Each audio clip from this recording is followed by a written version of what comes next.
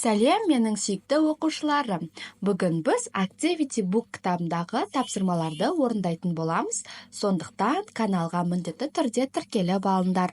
Олай болса, on page 66, яғни жұмыс дәптер кітабымыз бар ғой, Activity Book. Соны 66 бетті ашамыз. Бұл жерде extra check 6, яғни 6 тарауды аяқтау тапсырмалары берілген. Қазір бірге орындайтын боламыз. Exercise 1, vocabulary, яғни сөздік жұмыс. Бірінші тапсырма қалып кеткен айларды жаз дейді. Қазір менімен бірге толықтырып жазып шығамыз. Бірінші бізде January, February 0 болып тұр. Келесі бірінші January, February қалып кеткен бізде March, наурыз айы, April, May, екінші June, July, үшінші August, September, төртінші October, November және бесінші December деген айлар түсіп қалған екен. Енді ары қарай екінші тапсырмаға қараймыз. Exercise 2, grammar, read and circle. Грамматикалық тапсырмалар, яғни дұрыс есімдіктің біреуін таңдап қою керекпіз, домалақтап белгілеу керекпіз. Бізге мысал берілген. Look at me, I can surf, яғни енді біз біріншісін орындаймыз. I can see Канат, where is he? Яғни бұл жерде he таңдаймыз. Екінші, can you help us? Үшінші, they can cook really well. Төртінші, it's Gulnara's birthday today. This is for her. Және соңғысы, I can run very quickly. Міне осылай, осы дұрыс есімдіктерді жазып алады екенбіз. Енді келесі exercise 3, read and complete, use the past simple. Бұл жерде оқимыз және толықтырамыз. Жақшаның ішіндегі етістіктерді біз past simple деген өткен шаққа келтіріп жазу керекпіз, Біз оны да өткен болатынбыз, есімізге түсіріп аламыз. Егер өткен шақта берілсе, онда етістіктің дұрыс етістік болса, онда біз ed жалғаймыз, ал бұрыс етістік болса, онда кітаптың артындағы екінші бағанадан қарап жазамыз. Ал сөйлем сұраулы болса, did деген көмекші етістікті алдына шығарамыз. Ал сөйлем болымсыз болса, онда did нотты жалғап жазамыз. Енді мысал берілген, сұраулы, did you visit Tom yesterday? Бірінші, we didn't play tennis yesterday. I went to the cinema yesterday. Damir gave me his old bike yesterday. Did they ride a horse on Asel's farm? Және бесінші, she didn't bring your pencil.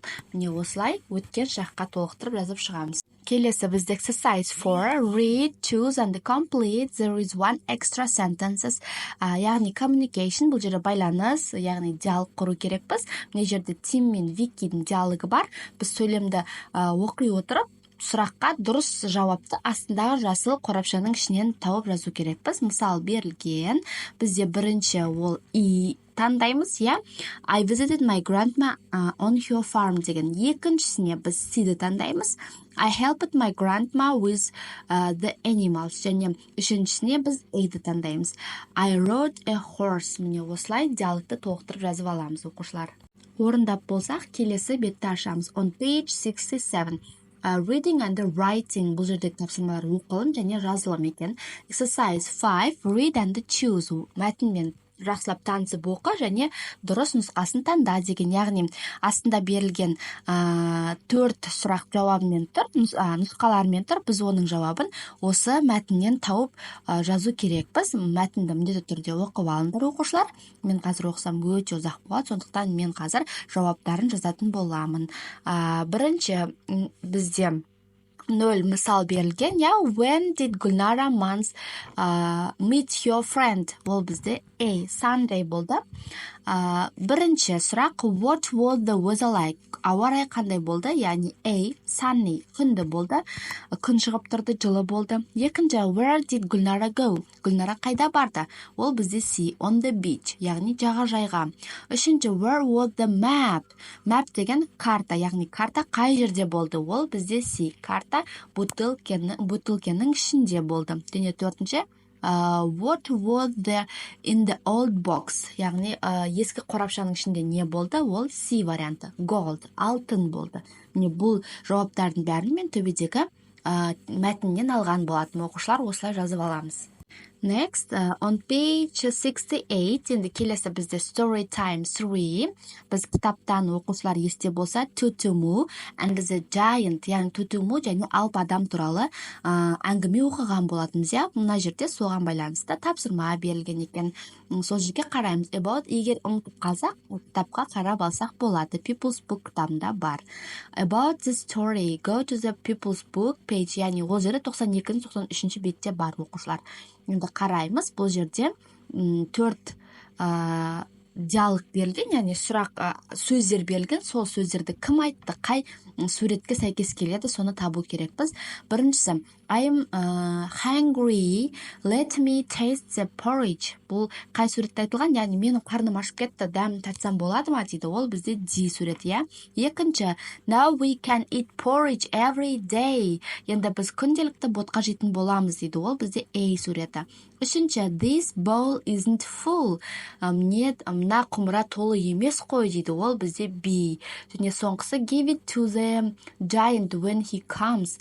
Мына ботқаны алып адам келгенде берші дейді, ол бізде C варианты. Міне оқушылар осылай бірінші тапсырманы орындаймыз. So next, exercise 2, how to make porridge, read and the number. Енді бұл жерде ботқаны барлық оқушылар анамыздан көргенбіз, ботқаны қалай жасау керек екен. Сол орындар ауысып берілген, біз орын-орынмен қою керекпіз, яғни ботқа қалай жасалады.